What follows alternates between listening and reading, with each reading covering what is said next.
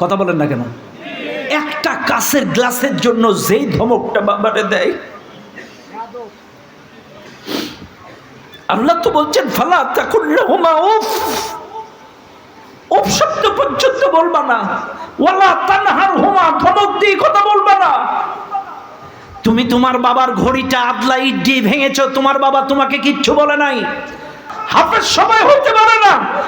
হাদিসের মধ্যে এসেছে যারা রাসূলুল্লাহর রূহের জিন্দেগিতে যারা রাসূলুল্লাহর রূহ দেখেছে তারাই কোরআনের হাফেজ হতে পারে। আজকে যারা হাফেজ হয়েছে এরা শুধু হাফেজ নয়, কিয়ামতের দিন এদেরকে বলা হবে তোমরা পড়ো, একটা করে আয়াত পড়বে, এক এক তালায় তাদেরকে সম্মান দেওয়া হবে। দুটো আয়াত পড়বে, দুই তালায় যাও, তিনটা আয়াত পড়বে, তিন তালায় যাও, চারটা আয়াত পড়বে, চার তালায় যাও। এভাবে 6666 যতগুলো কম বেশি আয়াত নাজিল হয়েছে পড়বে, আর তত তালা বিশিষ্ট জান্নাতের মালিক তাকে বানায় দেওয়া হবে। এই জন্য ভাই আপনার সন্তানকে আলেম বানান, আপনার সন্তানকে আলেম বানান, মাদ্রাসায় পড়ান, ইলমে দ্বীন শিক্ষা দেন। আর ইলমে দ্বীন যে সন্তানের মধ্যে থাকে এই সন্তান কখনো পিতামাতার সঙ্গে, প্রতিবেশীর সঙ্গে, জনগণের সঙ্গে খারাপ আচরণ করে না। এই মাদ্রাসার কোনো একটা ছেলে যদি হাফেজ হয়ে যায়, এখান থেকে যদি আলেম হয়ে যায়, এ যদি ইউনিয়নের চেয়ারম্যান হয় জনগণের চাল ঝাড়বে না। ও যদি টিউনো অফিসের টিউনো হয় ও দুর্নীতি করবে না। ও যদি ডিসি হয় দুর্নীতি করবে না। ও যদি এসপি হয় দুর্নীতি করবে না। ও যদি ভালো আলেম হওয়ার পরে দেশের ভালো পোস্টে চাকরি করে ও অসৎ কামাই করবে না। কাজে আজ ইলমে দ্বীনের প্রয়োজন আছে না নাই? আরো জোরে বলেন আছে না নাই? শোনেন, আমার রাসূলকে যখন জিবরাইল আলাইহিস সালাম এসে বললেন ইকরা পড়ো, পড়ো, ইকরা পড়ো, আরে পড়ে তো সবাই না, রাসূল পড়েন নাই। এবার জিবরাইল বলছে ইকরা বিসমি রাব্বিকাল্লাযী খলাক, পড়ো তোমার প্রভুর নামে। তখন বলছে হ্যাঁ এইবার ঠিক আছে, রবের নামে পড়তে রাজি।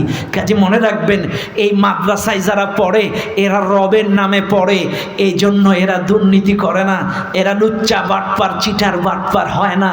আর যারা রবের নামে পড়ে নাই ওরাই যত অকারেজগুলো করে। কথা বলেন ঠিক না বে ঠিক? ভাড়া আমার, এই জন্য ইলমে দ্বীনের বিকল্প কিচ্ছু নাই। এখন আসেন কথায় কথা বেড়ে যায়।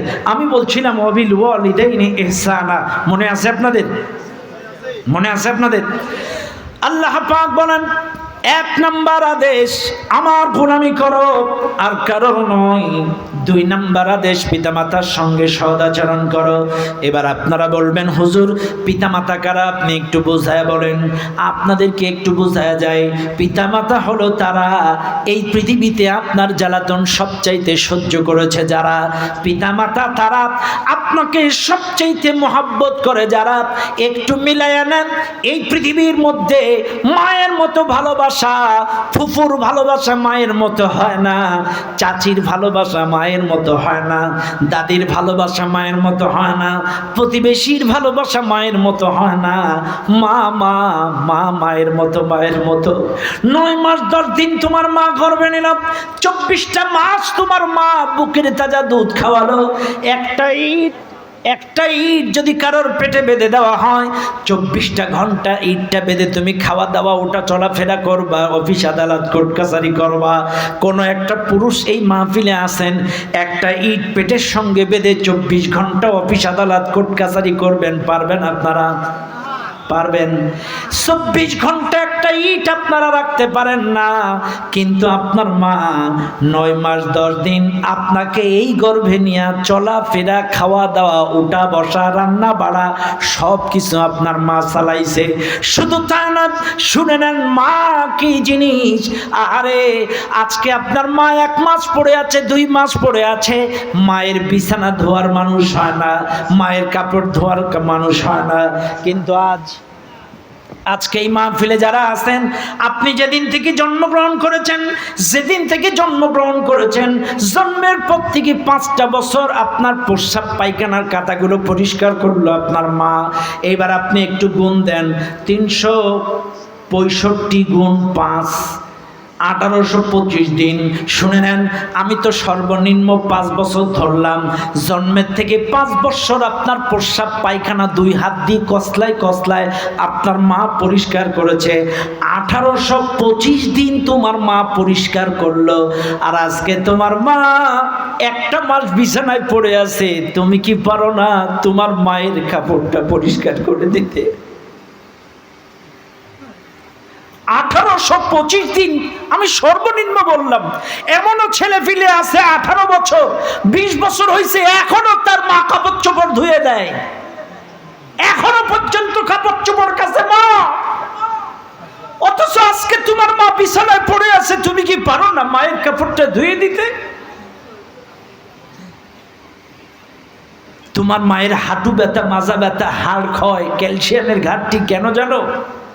শোনো, 24টা মাস, 30 গুণ 24, 720। একটা সন্তান দুধ খায় 720 দিন, সর্বনিম্ন 720 দিন। এখন তো আধুনিক যুগ, দুটোর বেশি নয়, একটি হলে ভালো হয়। তাইলে আমি এখন একটা সন্তানের মা 720 দিন দুধ খাওয়াই। কিন্তু আমাদের জামানায় এখানে যারা বাচ্চা ছাড়া আছেন, কারোর 8টা, কারোর 10টা, কারোর 12টা, কারোর 9টা ছেলে মেয়ে। ও ভাই, বুকে হাত দিয়ে প্রশ্ন করেন, আপনার যদি 8 ভাই বোন হয় তাহলে 720 গুণ 8, 5760 দিন দুধ খাওয়াইছে আপনার মা। 5760 দিন। ও ভাই, 5760 দিন যে মা 8টা বাচ্চাকে দুধ খাওয়ায়, এই মায়ের শরীরে কিছু থাকে না, এই মায়ের শরীরে কিচ্ছু থাকে না। এটা খলপা, এটা একটা খলপা খাঁচা। এই জন্য তোমার মায়ের হাঁটু ব্যথা, মাজা ব্যথা, ক্যালসিয়ামের ঘাটতি। আর 5760 দিন দুধ খেয়েছো তোমরা, পারো না? তুমি কি আধা ঘন্টা তোমার মায়ের পাটা টিপে দিতে? সারাটা রাত তোমার মা মাজা ব্যথা, পায়ের যন্ত্রণায় ছটফট করে, তুমি কি পারো না তোমার মায়ের পাটা টিপে দিতে? কেমন ছেলে তুমি? তোমার বাবা ভ্যান চালায়, রিক্সা চালায়, জন খেটে। এই যে প্রচন্ড রোদ, গত 2-1 দিন যে রোদ পড়েছে, তুমি চিন্তা করো, তোমার বাবা ভ্যান চালায়, জন খেটে, এই প্রচন্ড রোদ্রে তোমারে মানুষের মতো মানুষ করছে। নিজে সেরা জামা গায়ে দিয়ে 3টা ঈদ করেছে, কিন্তু তোমাকে প্রতি ঈদে ঈদে নতুন জামা কাপড় কিনে দিছে।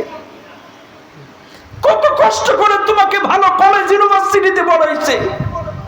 আমার ছেলে যে মাদ্রাসায় পড়ে, অনেক খরচ।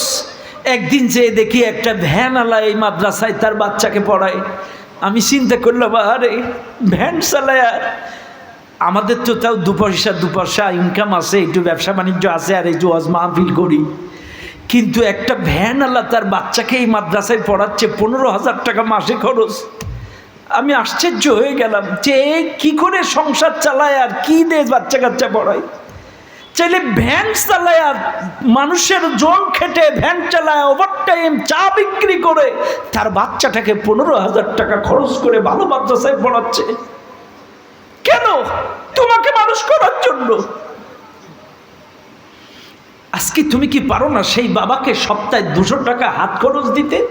তোমারও বাবারও তো গোপদারি বড় হয়, তোমার বাবারও তো নাকের পশম বড় হয়, তারও তো একটু ছাটা ছুটো লাগে। সপ্তাহে 200 টাকা তুমি হাত খরচ দিতে পারো না? শোনো, আজকের এই ডুমুরিয়ার মানুষ, আল্লাহর গোলামি করাটা যেমন আল্লাহর আদেশ, পিতামাতার খেদমত করাটাও আল্লাহর আদেশ, নামাজ রোজা হজ যাকাতটা যেমন ফরজ, প্রত্যেকটা সন্তানের জন্য তার পিতামাতার খেদমত করাটাও ফরজ। তুমি নামাজের ফরজ ঠিক রেখেছো, রোজার ফরজ ঠিক রেখেছো, হজের ফরজ ঠিক রেখেছো, কিন্তু তোমার পিতামাতার খেদমত করতে হবে, এটাও ফরজ। কিন্তু ম্যাক্সিমাম মানুষ এই পিতামাতার খেদমতের ফরজ ঠিক রাখে না। শুনে নাও আজকের ডুমুরিয়ার মানুষ, আল্লাহ পাক বলছেন, ইম্মা ইয়াবলুগান্না ইনদাকাল কিবারা আহাদুহুমা আও কিলাহুমা, তোমার পিতামাতা বার্ধক্যে উপনীত হয়ে যদি তোমার জীবদ্দশায় উপনীত হয়, আহাদুহুমা একজন, অথবা কিলাহুমা, উভয়, দুইজন। অনেক সময় মানুষের 60, 65, 70 বছর হলে বাচ্চাদের মতো আচরণ হয়, একই প্রশ্ন বারবার করে, একই প্রশ্ন বারবার করে, হাত পাও কাঁপে। একটা কাঁচের গ্লাস যদি হাতের থেকে পড়ে যায়, একটা কাঁচের গ্লাস পড়ে গেল,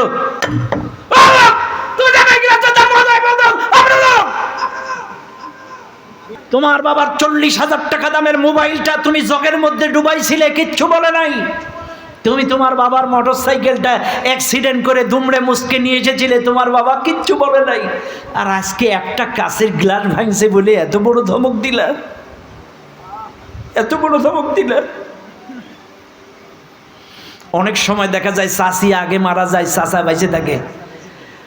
চাচি আগে মারা গেছে, চাচা বাইসে আছে, চাচা আর বিয়ে করিনি, সন্তানেদের মুখের দিকে তাকায়া। অনেক সময় দেখা যায় চাচার তো একটা সঙ্গী লাগে বয়সকালে, এখন তার সঙ্গী কি নাতিপুতারাই।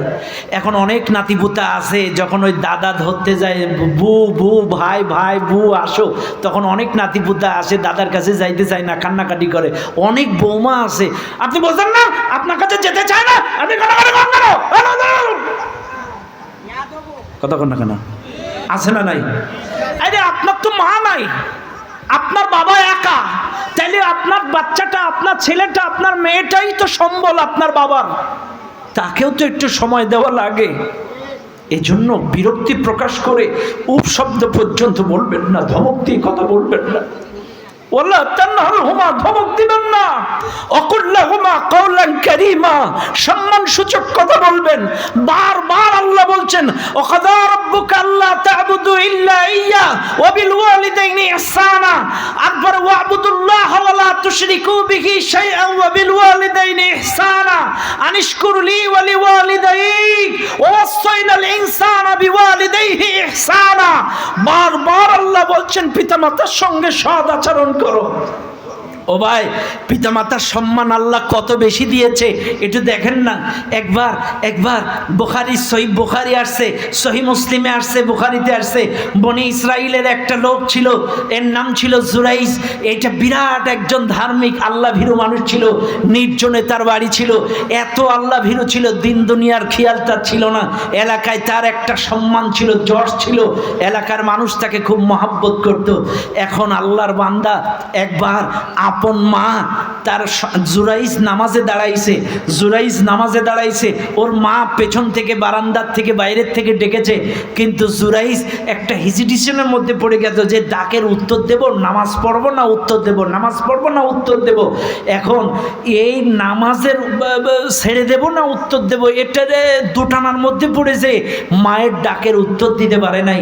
এখন জুরাইজ নামাজ পড়তেছে, নামাজ ছাড়ে নাই, উনি নামাজে দাঁড়াইছে, ওদিকে মা ডেকে ডেকে জুরাইজ জুরাইজ জুরাইজ। মা মনে কষ্ট পেয়ে মা একটা বদদোয়া দিল, আল্লাহ আমার জুরাইজ আমার ডাকে সাড়া দেয় নাই, আমি তোমার কাছে দোয়া করি ও যেন নখ না পতিতার মুখোমুখি না হয়ে ওর যেন মরণ না হয়।